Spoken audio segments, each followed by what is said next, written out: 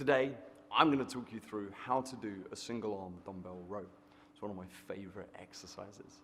It's a great exercise for the back, for arms, for shoulders, for just feeling like a badass, which is what it's all about. Now, there's a lot of things that in this exercise that depend very much on your physiology. For instance, I have really long legs, so I have to account for that based on the equipment I'm using, because the benches, they don't basically make benches for me.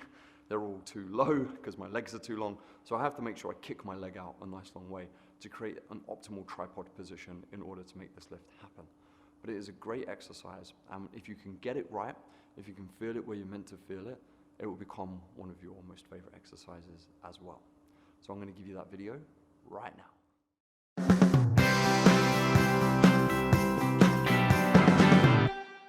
Single-arm dumbbell row. So you need a dumbbell, and you need a dumbbell, and you need a bench, like so. And the simple principle is that we're going to be here, and we're going to lift the dumbbell up like so. And again, we're trying to target these back muscles, the latissimus dorsi, the whole posterior chain, your scapula a little bit as well. Now, you want to be perfectly balanced when you do this. You want to be perfectly balanced so that you can make sure your spine remains neutral. We don't want to see spines in this position, and equally we don't want to see spines sort of in this position, kind of twisted and a little too upright. Personally, when I do the row, I really like them. I like the spine being parallel to the floor, parallel to the bench. You can have a slight uplift in it if you want to. That's entirely up to you. Now, I have to kick my leg out a long way because it's so long. I'll tell you what, let me show you the front view so you can see what happens when I do that. I'm just going to show you what happens to the body when you're too close, like so. One, you can see that I'm struggling for balance here. But two, if I was to straighten this leg out, it rotates my hips and rotates my whole body that way. Whereas if I kick it out to here, you can see that I'm balanced and I'm very much ready to do the lift. So, for you, depending on the size of your legs and depending on the height of the bench you're using, you're going to potentially be somewhere between here and here, like me, when I do this lift. The crucial thing is you want the dumbbell right underneath your armpit. If you get that bit right, the rest will happen like magic. You want the dumbbell underneath your armpit and your leg right out, as I discussed. Underneath the armpit like so.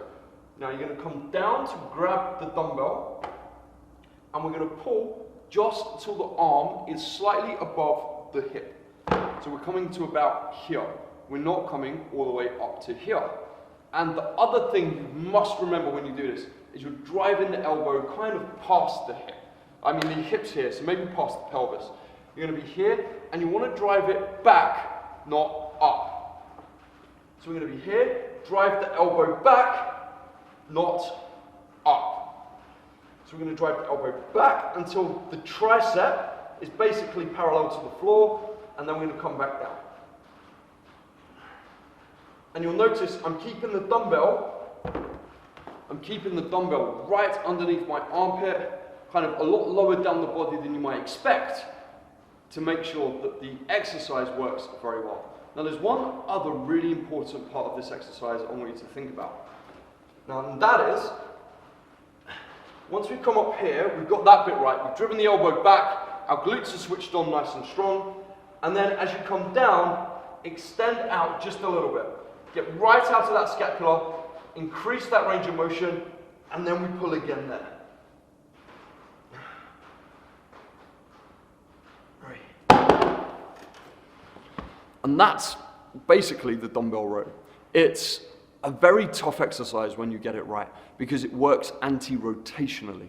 So your abs are constantly working to make sure that you stay real stable and to make sure that you don't just twist and rotate the back. I'm keeping everything nice and square, and the only thing that's moving is my arm, and I'm driving my arm back, not up. The other thing you want to recognize as well is you want to get your spine into a nice neutral position.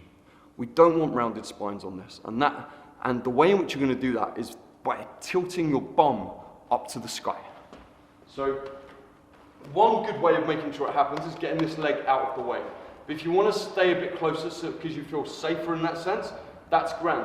But you're going to need to make sure that your hips, like your bum, is sticking out. So you're here.